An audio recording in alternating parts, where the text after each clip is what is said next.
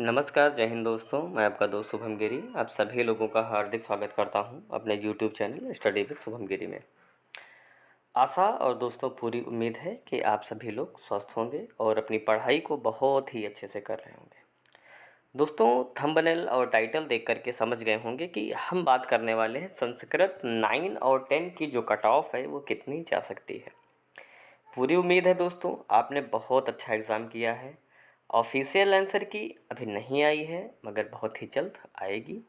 But फिर भी इधर उधर के स्रोतों से जो आपने मिलाया है तो ज़्यादा कोई डिफरेंस ऑफिशियल आंसर की में और अनऑफिशियल आंसर की में 2 से 3 सवालों का डिफरेंस रहता है, ज़्यादा नहीं रहता है। दोस्तों, सबसे पहले हम पेपर के स्तर की बात करेंगे संस्कृत के कि पेपर का स्तर क्या आया और कट ऑफ जो है दोस्तों वो कितनी जा सकती है इस बार। ठीक है, हम पूरी तह तक जाएंगे और एक ऐसा विश्लेषण करेंगे, एक संतुलित विश्लेषण करेंगे और आपको एग्जैक्ट बता पाएंगे कि जो कट ऑफ है वो संस्कृत की कितनी जा रही है। अगर आप लोगों का उसके आसपास भी नंबर दोस्तों बन रहा है तो आप लोग अपने डॉक्यूमेंटेशन की प्रक्रिया को पूर्ण करेंगे, काउंसलिंग करवाएंगे और तैयार हो जाइएगा।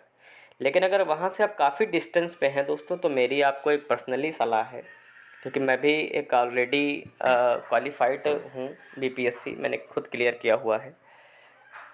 तो आप टीआरई 4 में लग जाइएगा बिना कोई देर किए, बिना इसके रिज़ल्ट का इंतज़ार किए। ठीक है, क्योंकि जो पीछे हो गया वो हो गया, हमें मुड़ के नहीं देखना है, हमें आगे की ओर देखना है और आगे हमें जाना है। ठीक है, तो चलिए बिना देर किए हुए अब हम अपनी वीडियो को आगे बढ़ाते हैं। सबसे पहले चलिए हम पेपर का एक एनालिसिस करते हैं। दोस्तों, अगर सबसे पहले हम पेपर के स्तर की बात करें तो कई लोगों से बातचीत हुई, सर्वे भी हमने कराया कि पेपर का स्तर उनके हिसाब से क्या रहा। तो दोस्तों हमें अलग अलग चीज़ें प्राप्त हुई। किसी ने बोला कि सर पेपर जो था वो बहुत ही ज़्यादा हार्ड था, किसी ने अपना एनालिसिस किया। किसी ने एनालिसिस अपना किया कि जो पेपर का स्तर था वो थोड़ा सा मॉडरेट लेवल का था। ठीक है, और किसी का मानना था कि जो पेपर का जो स्तर है वो काफ़ी इजी है। दिलचस्प बात दोस्तों ये है कि जिन लोगों ने पेपर नहीं दिया ना वो लोग कहने लगे पेपर तो भाई सबसे इजी आया, हम होते इसको उड़ा के फेंक देते। मगर दोस्तों जब कोई पेपर में बैठता है तो उसको लगता है कि हाँ पेपर में बहुत दम है, पेपर हार्ड है।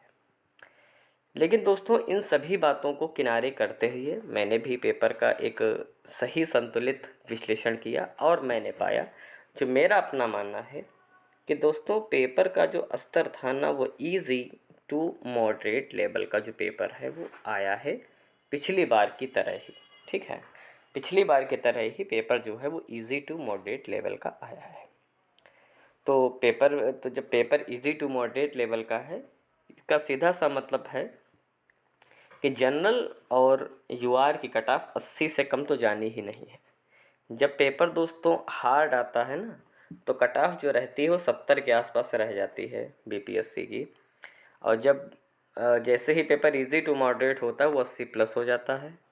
और अगर पेपर हम बात करें बहुत ही ज़्यादा इजी, तब जा कर के पेपर जो है वो 90 प्लस हो जाता है। ठीक है, तो चलिए हम कैटेगरी वाइज दोस्तों हम कट ऑफ की अपनी चर्चा कर लेते हैं बिना देर किए हुए। ये दोस्तों हमने कट ऑफ काफ़ी मेहनत और काफ़ी सर्वे के बाद तैयार की है। आप कितना सहमति या असहमति रखते हैं तो आप हमें कमेंट करके दोस्तों ज़रूर बताइएगा। आपके बुरे अच्छे सारे कमेंट हमको स्वीकार हैं, दिक्कत वाली कोई बात नहीं है। सबसे पहले दोस्तों अगर हम यूआर कैटेगरी की चर्चा कर लें, अगर आप यूआर कैटेगरी में मेल में हैं तो 85 से 87, और अगर आप फीमेल हैं तो आपकी 78 से 80 नंबर अगर संस्कृत में बन रहे हैं दोस्तों तो बिल्कुल 99% मान करके चलिए आपका जो सिलेक्शन होगा होगा होगा और हर हाल में होगा। 99% होगा। 1% दोस्तों तो कुछ ही नहीं कह सकते हैं, तो आपको भी पता है कोई 100% नहीं कह सकता है। लेकिन दोस्तों इतना अगर बन रहा है तो आप सेफ जोन में हैं और अपनी डॉक्यूमेंटेशन की प्रक्रिया को दोस्तों आप सब लोग पूर्ण करिए। अब दोस्तों सेकंड नंबर पर अगर हम ईडब्ल्यूएस कैंडिडेट की बात करें, अगर आप ईडब्ल्यूएस कैंडिडेट हैं और आपका 73 से 75 पुरुषों में और महिलाओं में अगर 63 से 65 नंबर बन रहा है तो सेफ जोन में हैं आप, और आप आश्वस्त हो सकते हैं कि आपका सिलेक्शन होने के चांसेस काफ़ी हाई हैं। तीसरे नंबर पर दोस्तों अगर आप बीसी कैटेगरी से हैं और आपका 68 से 70 नंबर पुरुषों में और 58 से 60 नंबर महिलाओं में बन रहा है, तो मान करके चलिए आप बिल्कुल अपने चयन के लिए आश्वस्त दोस्तों हो सकते हैं। इसके बाद अगर हम ईबीसी कैटेगरी की बात करें, अगर आप ईबीसी कैटेगरी में हैं और पुरुषों में आपका 65 से 70 और महिलाओं में अगर आपका 60 से 62 नंबर बन रहा है तो डॉक्यूमेंट्स तैयार करिए। काउंसलिंग के लिए आपको कॉल दोस्तों आ सकती है। आगे दोस्तों अगर हम एससी कैटेगरी की बात करें, ठीक है, तो अगर आप पुरुष हैं तो आपका 50 से 52 नंबर और अगर आप महिला हैं अगर आपका तो 47 से 49 नंबर अगर आपका बन रहा है तो आपने अच्छा पेपर किया है और आप चयन के बारे में अपने ख्वाब दोस्तों हैं उनको पंख आप दे सकते हैं, मगर ज़मीन पर रहते हुए तब तक जब तक रिज़ल्ट ना आ जाए। और सबसे अंत में हम अगर अपने एसटी भाई बहनों की बात कर लें तो अगर आपके सीट कम होने की वजह से कट ऑफ जो है वो 80 से ऊपर रहेगी दोस्तों, ये भी मैं आपको बता दूं।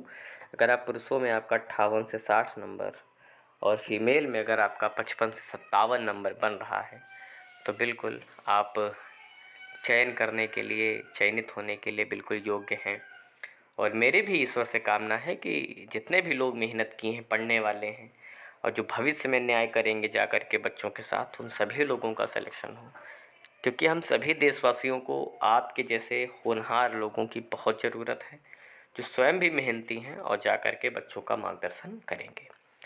तो दोस्तों ये हमारा एक एनालिसिस था। आप कितना सहमत हैं, कितना असहमत हैं, प्लीज़ कमेंट करके हमें ज़रूर बताइएगा। सब कुछ स्वीकार है, अच्छे बुरे जो कुछ भी लिखना है आप लिखिए, सभी का लोगों का भाई स्वागत है। और दोस्तों मैंने बताया मैं बीपीएससी क्वालिफाइड हूँ दोस्तों, रेलवे क्वालिफाइड हूँ, नेट परीक्षा क्वालिफाइड हूँ, EMRS TGT क्वालिफाइड हूँ। आपको शिक्षा से रिलेटेड आपके मन में वैकेंसी को लेकर के कोई भी मन में सवाल हो, बेझिझक कमेंट करके पूछिए। मैं दोस्तों अपने अनुभव के आधार पर आपको बताऊंगा। बीपीएससी की चल रहा है तो उसके बारे में पूरी जानकारी मैं आपको दूंगा, कैसे ट्रेनिंग होती क्या होती, क्योंकि ये सब मैंने देखा हुआ है, सब मैंने किया हुआ है मुजफ्फरपुर डिस्ट्रिक्ट में, ठीक है। तो दोस्तों अभी तक की वीडियो में इतना ही रखते हैं। लगातार सारी खबरों से बिल्कुल अवगत होना है आपको ऑथेंटिक तरीके से। तो प्लीज़ दोस्तों चैनल को हमारे ज़रूर सब्सक्राइब करिएगा, हमें बड़ी खुशी होगी आप अगर करेंगे और हमें भी अच्छा लगेगा। और वीडियो को शेयर भी करिएगा अपने ग्रुप्स में ताकि अन्य लोगों का भी अंदाज़ा एक मिले।